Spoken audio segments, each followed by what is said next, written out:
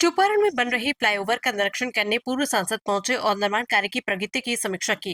निरीक्षण के दौरान उन्होंने स्पष्ट कहा कि विकास कार्यों में गुणवत्ता सर्वोपरि होनी चाहिए और किसी भी स्तर पर लापरवाही बर्दाश्त नहीं की जाएगी। उन्होंने संग्रावा अंडरपास का उदाहरण देते हुए कहा कि पूर्व में हुई त्रुटियों से सीख लेना जरूरी है, इसलिए निर्माण कार्य की समय समय पर तकनीकी जांच हो और मानकों के अनुसार कार्य सुनिश्चित किया जाए। पूर्व सांसद ने कहा कि ये केवल किसी एक व्यक्ति या विभाग की जिम्मेदारी नहीं है, बल्कि जनप्रतिनिधियों, प्रशासन और आम जनता सभी की साझा जिम्मेदारी है कि विकास कार्य टिकाऊ और सुरक्षित हो। उन्होंने संबंधित अधिकारियों को निर्देश दिया कि निर्माण की गुणवत्ता की नियमित मॉनिटरिंग की जाए ताकि भविष्य में आम जनता को किसी तरह की परेशानी का सामना न करना पड़े। साथियों, आप सबको मेरा नमस्कार।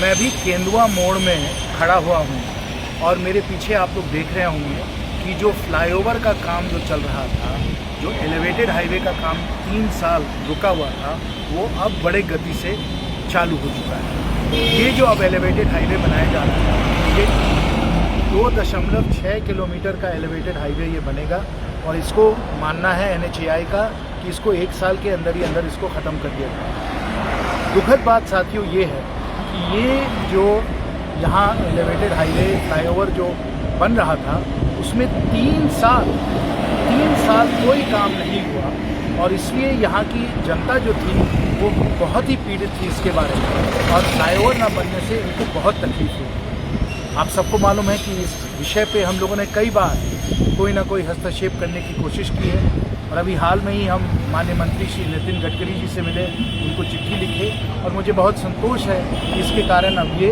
काम यहाँ चालू हो चुका है। काम यहाँ बड़ा कष्टदायक था, बड़ा मुश्किल काम था, इसलिए रुक गया था।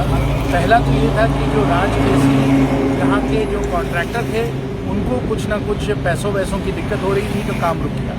लेकिन इससे ज़्यादा महत्वपूर्ण मामला ये था कि ये जो फ्लाईओवर बन रहा है, ये 2.6 किलोमीटर का फ्लाईओवर है।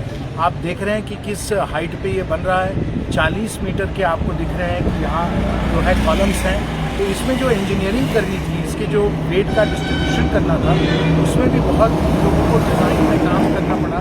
जब डिज़ाइन में 3-4 बारी सेफ्टी को लेकर डिज़ाइन को तैयार किया गया, तभी जाकर राजकेसरी इसका काम फिर आरंभ कर सकते थे। अब ये सब समाप्त हो चुका है और इसलिए अब ये काम तेज़ी से हो रहा है। आप देख रहे हैं कि जो LG वगैरह लगे हैं वो किस तरीके से प्रीकास्ट कंक्रीट वो यहाँ फिट करते चले जा रहे हैं और 1 वर्ष में ये काम समाप्त हो जाएगा।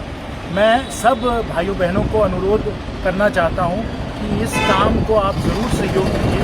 2 चीज़ें आपके लिए बहुत ज़रूरी हैं। पहली बात तो ये है कि कूड़ा वगैरह आप इस कंस्ट्रक्शन के एरिया में मत फेंकिए। अगर फेंकिएगा तो कंस्ट्रक्शन जो है वो रुक जाएगा, दिक्कत हो जाएगी, फिर काम में विलम्ब आ जाएगा। और दूसरा, अतिक्रमण न करें। सड़क पे दुकानें, सड़क पे अपना काम व्यापार मत चलाइए, क्योंकि फिर काम रुक जाएगा और जब काम रुकेगा तो सबको फिर एक बार कष्ट होगा। तो साथियों, यही कुछ आपको बताने के लिए मैं आपसे जुड़ा हूँ। आप सबको बहुत बहुत धन्यवाद। जय हिंद, जय झारखंड।